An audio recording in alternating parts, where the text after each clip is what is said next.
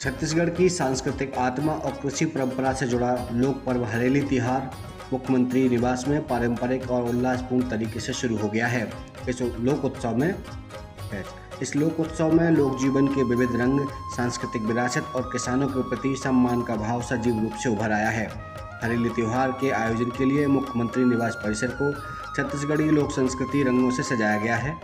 पारंपरिक तोरण, हरियाली से सजे द्वार और ग्रामीण शिल्प कला से समृद्ध वातावरण में हरेली की वास्तविक आत्मा का अनुभव किया जा सकता है। आयोजन में छत्तीसगढ़ के विविध अंचलों से आए लोक कलाकारों द्वारा गेड़ी और राउत नाचा जैसे नृत्यों की प्रस्तुति दी जा रही है।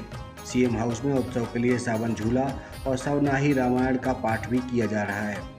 यह सांस्कृतिक आयोजन प्रदेश की लोक भावना और सांस्कृतिक धरोहर का जीवंत उदाहरण है।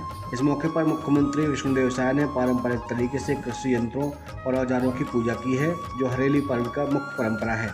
इसके बाद उन्होंने प्रदेशवासियों को हरेली त्योहार की बधाई दी।